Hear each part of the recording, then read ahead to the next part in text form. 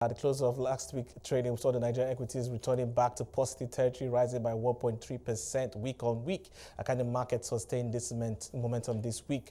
Joining me to discuss the market sentiment today is Olayemi Olamofe. He's an analyst at ARM Securities.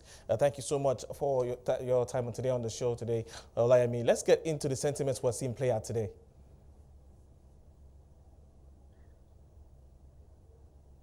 If you can hear me, Olayemi, you could speak to the sentiments we're seeing in the markets for today. All right, so thank you so much, and thank you for having me. Of course, the market has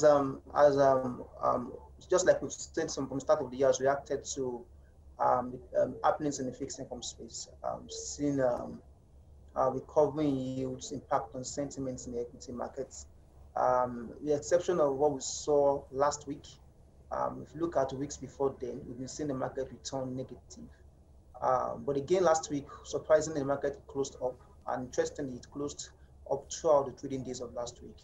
Largely due to, of course, the block trade we saw in MTN, positive sentiments on banking names, as well as positive sentiments across board, in other indices as well. What we think is that last week was more like a one-off. We probably will not see this continue to play out in this week.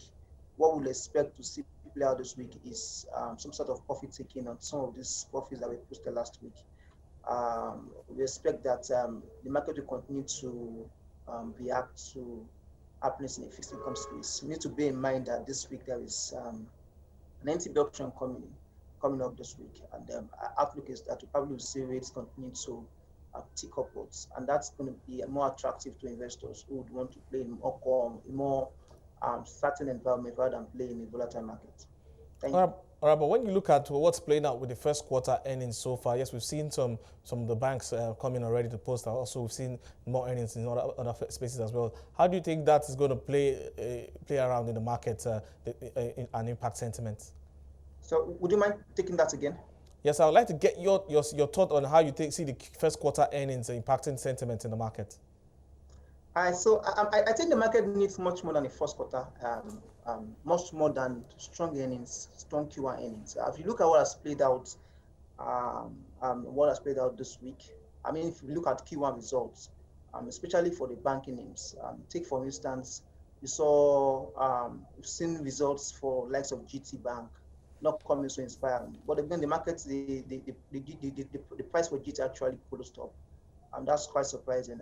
We've seen the likes of NB post wonderful results. I mean, bottom line improving massively compared to what we saw in Q1 2020. But of course, it's just we've not seen reactions commensurate with the level of performance. So again, I think for the equities market is looking beyond Q1 earnings.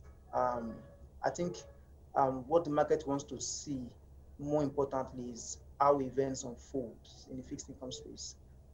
Just like I said before, we've seen recovering yields impacting sentiments with regards to equity market. And again, going forward, that's probably what we'll see play out. Again, just to mention, if you look at Q1, market was down by about 3 to 4%, if I remember correctly now.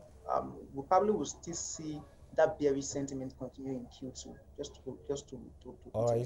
So you expect to see more bearish sentiment, but in terms of the but just to point out, why we still remain bearish. One thing to bear in mind is that the investments from dividend payments on the back of FPIs not being able to repatriate their funds is probably going to taper that a bit. So bearish, but flat to bearish, not as much as we've seen in Q1. But the market still remains bearish, of course, in Q2. That's expectations. All right, but I'd like you to speak on what you expect from activity levels in terms of volumes and the volume and value traded in the market. Okay, so with regards to activity levels, if you look at last year, you see that we've seen more participation from domestic investors. We've not really seen so much from the foreign guys. Of course, we would allude that to COVID impact and how it has impacted on the macros. But again, if you look at how events has played out in 2020, you agree with me that a lot of PFAs are staying cautious of equity investments. Participation from domestic investors has actually decreased compared to what we saw in December. So we probably will see that trend continue.